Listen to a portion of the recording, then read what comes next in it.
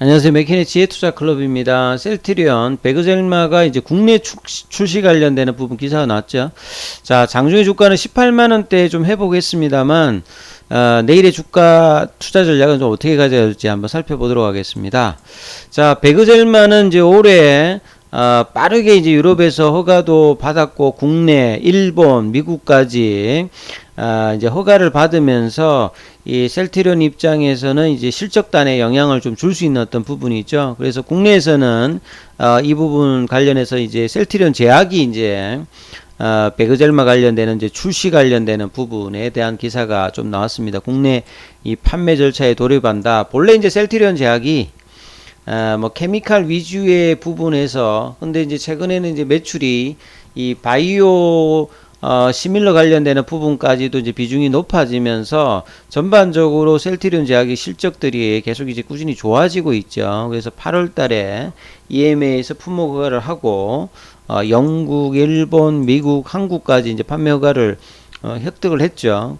국내에서 이제 9월 달에 하고 그래서 이 부분들이 이 건강보험 급여 적용이 되면서 국내에 출시한다는 어떤 소식이기 때문에 셀트리온 제약 입장에서도 이런 어떤 실적의 어떤 양적, 질적인 확장들을 보여주고 있기 때문에 이런 부분은 상당히 뭐 의미 있는 부분이라고 봐야 되겠죠. 그리고 이제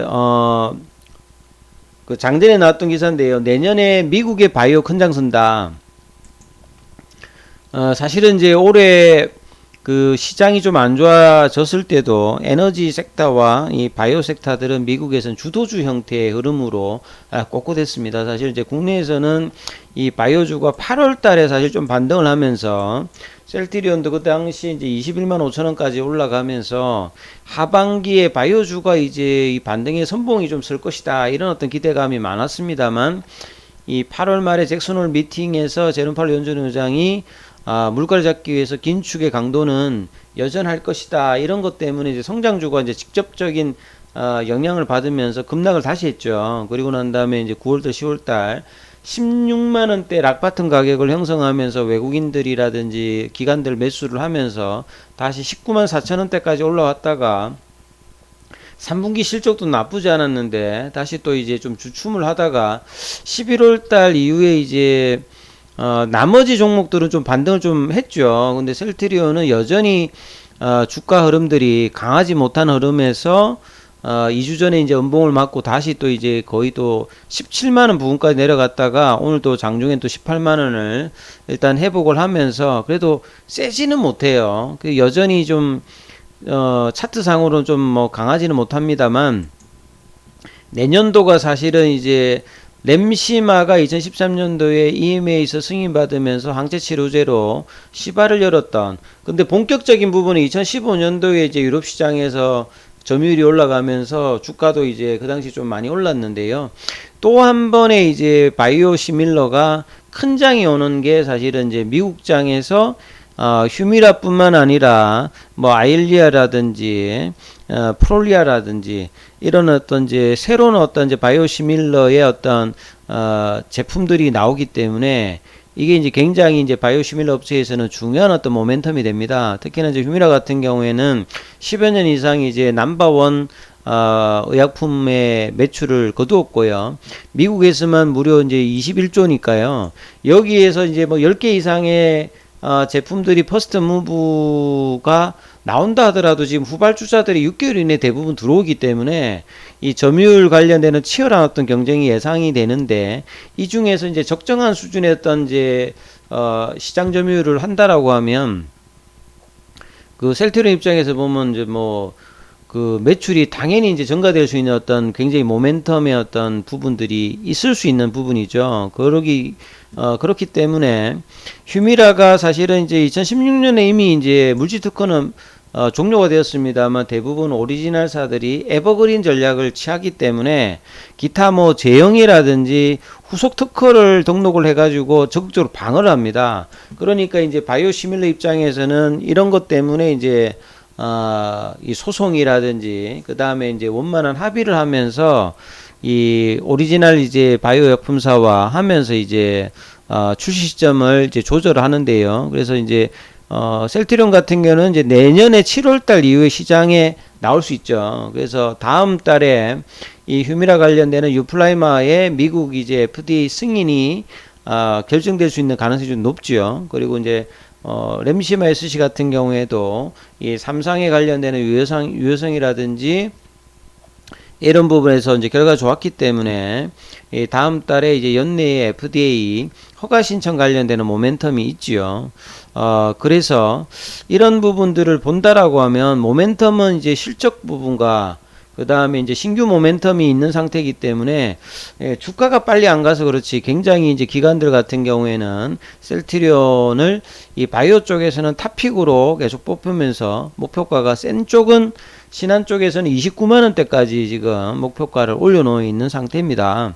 그리고 2015년도 이후에 에브비가 이제 휴미라 관련되는 부분에서 고농도 제형으로 판매를 주로 하기 때문에 고농도 쪽에서 이제 셀트리온 같은 경우에도 고농도 제형으로 이제 시장을 공략하기 때문에 이러한 부분들을 본다라고 하면 셀트리온의 어떤 향후 입장에서는 상당히 뭐 주목해야 되는 어떤 입장이죠. 근데 이제 차트를 보시게 되면 이런 부분들이 이제 반영을 오늘도 보시게 되면 뭔가 좀 양봉이 나올 만한 어떤 시장 분위기에서 또 이제 올라갔는데 도치형으로 지금 거래량이 많은 편은 아니고 한 1.42 정도 올라갔죠.